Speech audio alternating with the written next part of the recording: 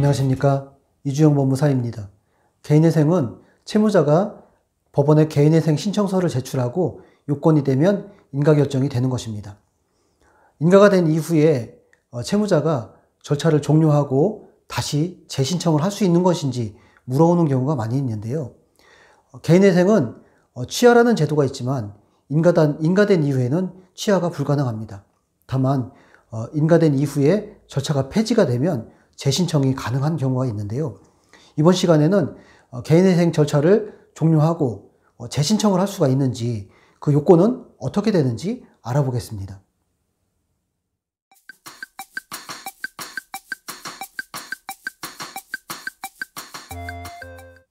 사례를 살펴보면요.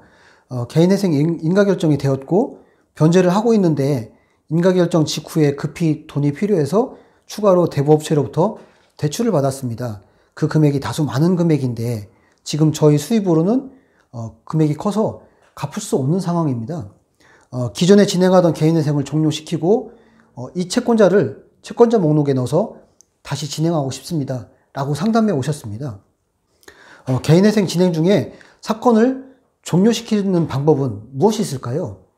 사건을 종료시키는 방법은 두 가지가 있습니다. 바로 취하하는 방법과 절차가 폐지되게 하는 방법이 있는데요. 우선 개인회생 신청을 취하하는 방법입니다.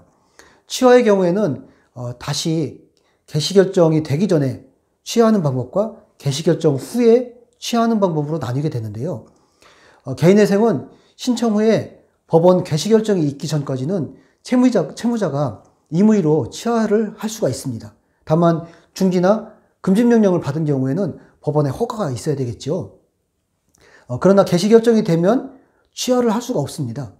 그런데 실무에서는 개시결정이 있은 후에도 취하서를 제출하면 채무자가 변제계획안을 수행할 의사가 없다라고 판단을 하고 법원에서는 개인회생 절차를 폐지결정을 하게 됩니다.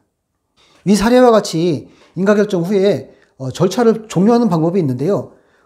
인가결정이 되면 개인회생을 취하는 절차는 없습니다. 다만 법원마다 차이는 있지만 대부분 3회 변제금을 미납하면 법원에서는 개인회생 절차를 폐지하게 됩니다.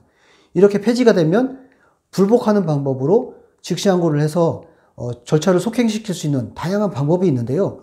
여기서는 즉시항고가 아니라 재신청 여부를 중심으로 알아보겠습니다. 절차가 폐지되면 재신청이 가능할까요? 개인회생 재신청은 언제든 가능합니다.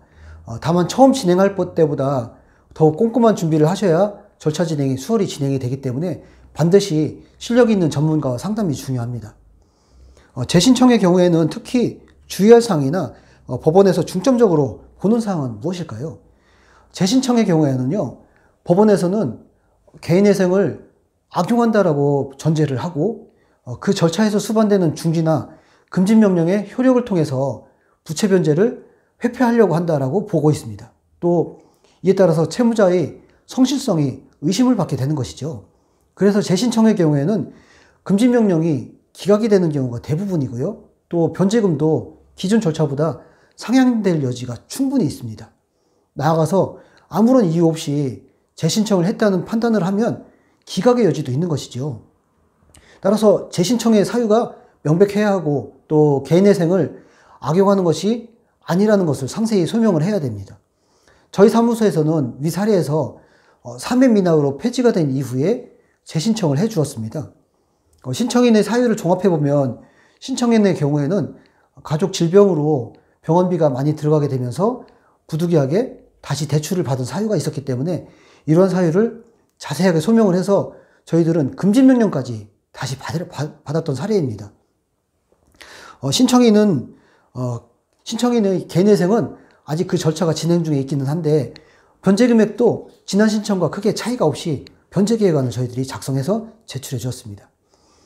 개인회생은 절차를 진행 중에 사건을 종료시키고 재신청할 수가 있습니다. 다만 재신청의 경우에 주의해야 할 사항들이 있고 전문가와 철저한 준비를 미리 해야만 성공적인 개인회생 절차를 진행할 수가 있는 것이죠. 이상 개인회생 진행 중에 절차를 종료시키고 다시 재신청을 할 수 있는지, 또 재신청의 경우에는 어떤 점을 중점적으로 보아야 하는지에 대해서 알아보았습니다.